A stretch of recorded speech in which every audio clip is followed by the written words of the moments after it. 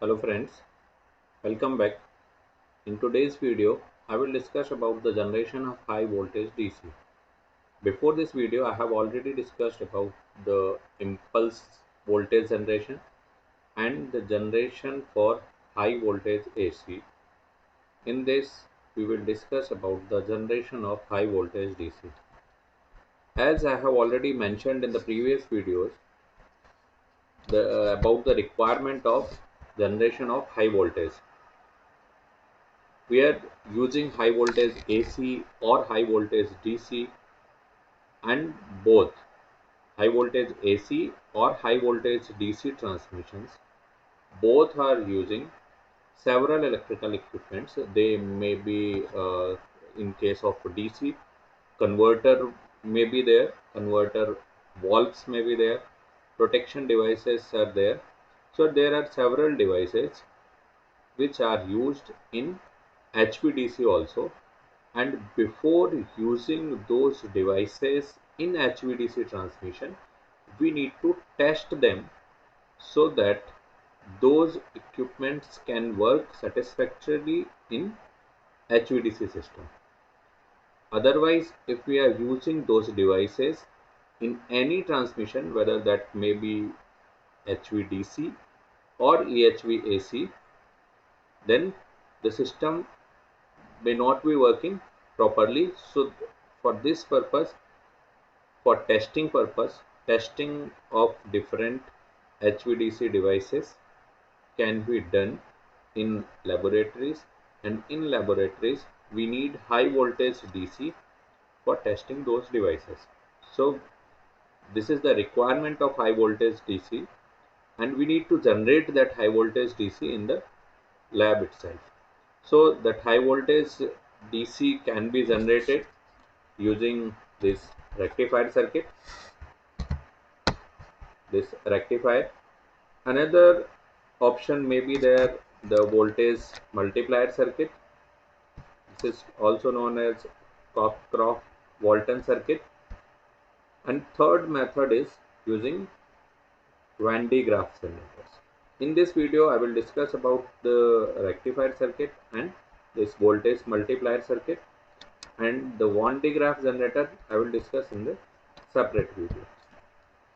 So rectifier circuit, we are already aware about the rectifiers, means half wave and full wave rectifiers. So if generation is required till 100 kV and with the current rating of 100 milliampere, then electronic valve rectifiers can be used. So the point which we need to keep in mind, that voltage up to 100 kV and current up to 100 milliampere, we can use the rectifier. And the rectifier circuit, we have already studied that half wave rectifier and full wave rectifier. In this case, another case is that voltage doubler type rectifier can also be used. So single electron tubes are available if the PIV is up to 250 kilovolt, and a semiconductor solid state devices can be used up to 20 kilovolt. And if we need a further high voltage, then these units can be connected in series for achieving more voltage. Then for the high voltage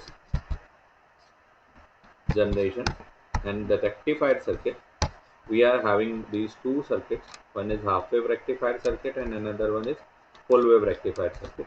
In half wave rectifier circuit, there is a single, this is high voltage transformer, this is rectifier, this is capacitor, and here is load resistance RL. So in half wave rectifier, this diode will work in positive half cycle only, and then will charge this capacitor C. In negative half cycle, this diode will not work, and this capacitor will discharge through this load resistance. And in full wave rectifier, there is a transformer. This transformer is a center tap transformer. Two diodes are there. Two diodes, 1 and 2. Two diodes are there. There is one capacitor C and load resistance R. This transformer is center tap. So in one half cycle this diode will work, in another half cycle this diode will work. So capacitor will be charged in both the half cycles, and we will get the rectified DC at this load terminal in both half cycles, means positive as well as in negative half cycle. Since in the normal rectifier circuit we can use normal diodes, but if the voltage is higher than the 50 kilovolt, special type diodes are used. And these diodes, as we all know that diode is having two terminals, one is anode and another one is cathode. So anode is a circular plate. In HVDC rectifiers, anode is a circular plate, and due to high voltage, electrostatic field gradients will be high. So to withstand this high electrostatic field gradient, cathode must be designed very carefully, because this cathode experiences a large electrostatic force, and this large electrostatic force is mainly in the non-conduction period. So to withstand or to maintain its working properly in this large electrostatic force condition, these electrodes, both anode and cathode, must be protected properly. So anode is firmly fixed. Anode is fixed to the one side, and on the other side where cathode is there, the filaments are protected through a protective steel grid structure. A steel grid structure is used for the protection purpose, and by using that steel grid structure we can control or we can protect the anode and the cathode from the high electrostatic force. And this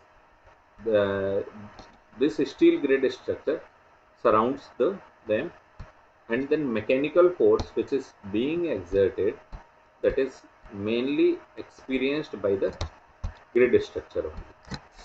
So this is the main function of this grid, that this experiences the main force or main electrostatic force during the non-conduction.